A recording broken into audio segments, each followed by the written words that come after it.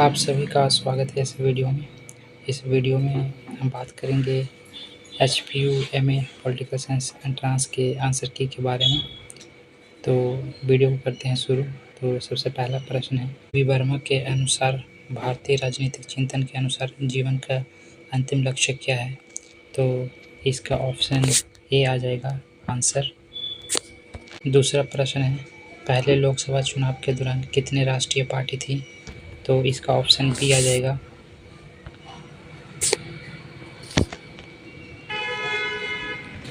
तीसरा प्रश्न है, निम्नलिखित कथनों पर विचार करें। तो इसका ऑप्शन ए आ जाएगा। अगला प्रश्न है, लॉक ने किन प्रकृति अधिकारों का बचाव नहीं किया? तो इसका आंसर सी हो जाएगा।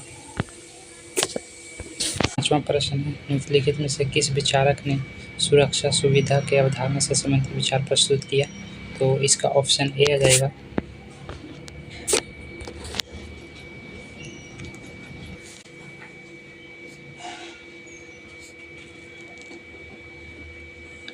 अगला प्रश्न है, अर्थशास्त्र में किस अधिकार में राजतंत्री सरकार प्रशासन में वर्णन है?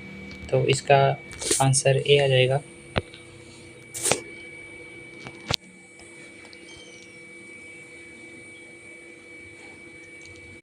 आठवां प्रश्न है, निम्नलिखित में से किसने घोषित किया कि राजनीतिक दर्शन मर चुका है? तो इसका आंसर बी आ जाएगा। नौवां प्रश्न है, कौटिल्य के शासन योजना में राज शासन क्या है? तो इसका आंसर सी हो जाएगा।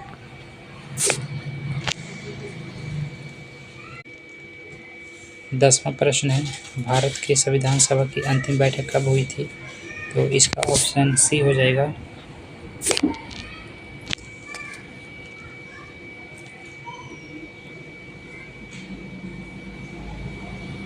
प्रश्न है, निम्नलिखित में से कौन सी तुलनात्मक राजनीतिक परंपरा दृष्टिकोण की विशेषता है? तो इसका जो आंसर है वो बी हो जाएगा। अगला प्रश्न है, तिलक निम्नलिखित में किन उपायों से स्वराज प्राप्त करना चाहते थे? तो इसका आंसर ए हो जाएगा। निम्नलिखित में से कौन सी जॉन लॉक की पुस्तक नहीं है? तो इसका ऑप्शन बी हो जाएगा।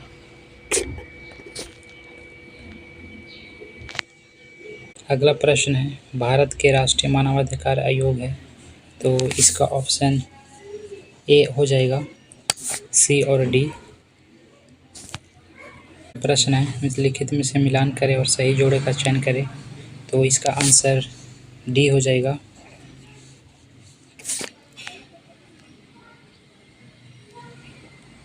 सोलहवां प्रश्न है, निम्नलिखित में से किस पार्टी का चुनाव चिन्ह फूल और घास है?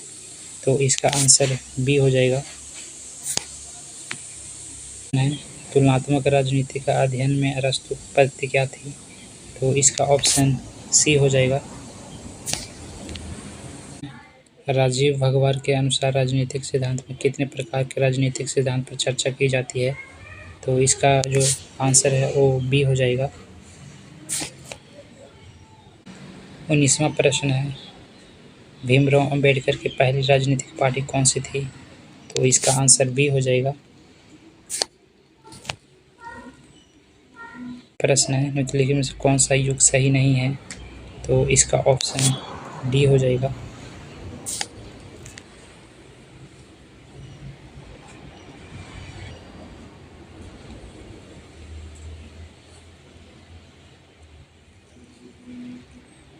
इक्कीसवां प्रश्न है, निम्नलिखित में से सम्मिलित करें और सही युग का चयन करें।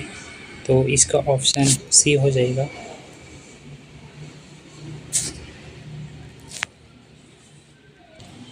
तो अगला प्रश्न है, सूची और सूची 2 का मिलान करना है और सही उत्तर को चयन करना है।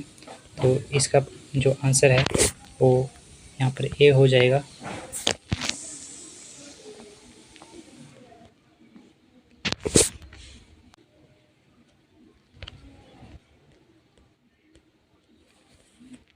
तिरसवें प्रश्न का जो आंसर है वो ए हो जाएगा।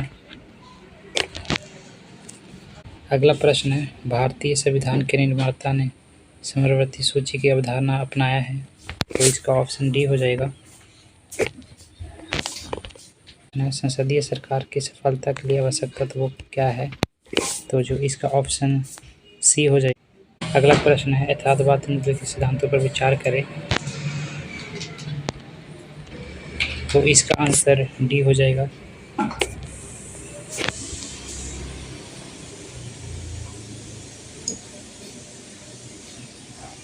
अगला प्रश्न है निम्नलिखित में से सम्मिलित करें और सही युग का चयन करें। तो इसका आंसर सी हो जाएगा।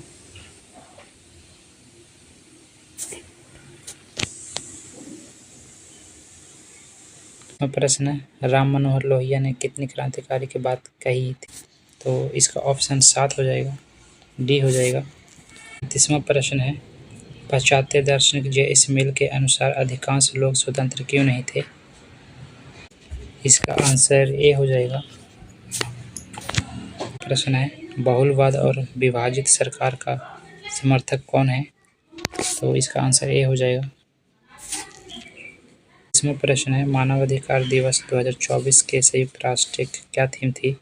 तो इसका जो आंसर है वो बी हो जाएगा। 30वां प्रश्न है जवाहरलाल नेहरू किस समाजवादी विचार से प्रभावित थे।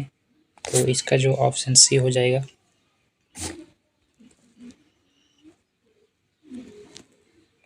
अगला प्रश्न है निम्नलिखित में कौन सा लोक लेखा समिति के अध्यक्ष नियुक्त करते हैं।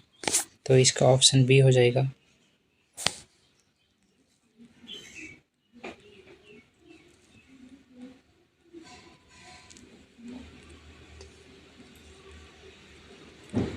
अगला प्रश्न है इसमें पुस्तक और लेखक का मिलान करना है।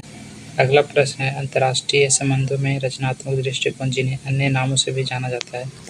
तो इसका ऑप्शन सी हो जाएगा।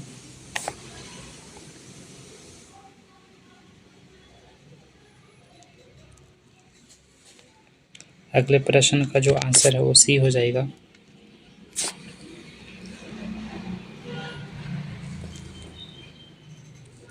प्रश्न है जे एस मिल के अनुसार समाज व्यक्ति स्वतंत्र को कब सीमित कर सकता है। तो इसका जो सही आंसर है वो डी हो जाएगा।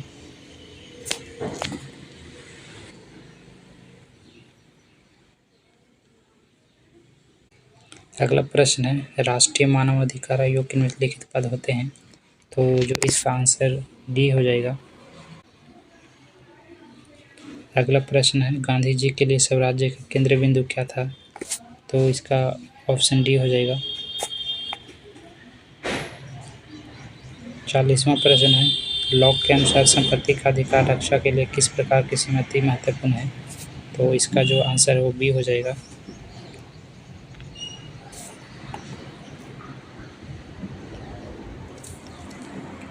अगले प्रश्न का जो आंसर है वो डी हो जाएगा।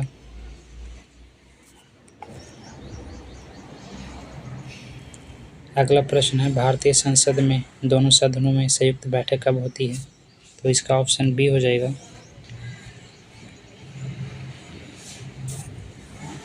अगला प्रश्न है भारत द्वारा किस गुट निरपेक्ष आंदोलन पर मेजबानी की थी। तो इसका ऑप्शन सी हो जाएगा।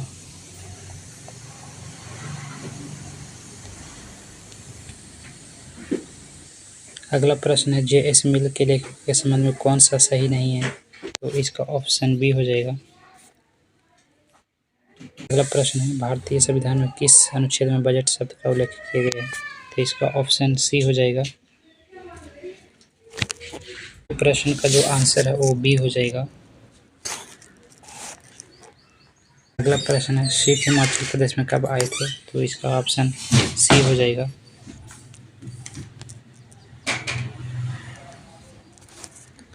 अगला प्रश्न नीचे दिए कथनों पर आपको विचार करना है और इसमें जो सही कथन है उसका चयन करना है। तो जो इसका ऑप्शन हो जाएगा वो बी हो जाएगा। अगला प्रश्न है किस आंदोलन में भारत छोड़ो आंदोलन का विस्तार रूप देखा जा सकता है।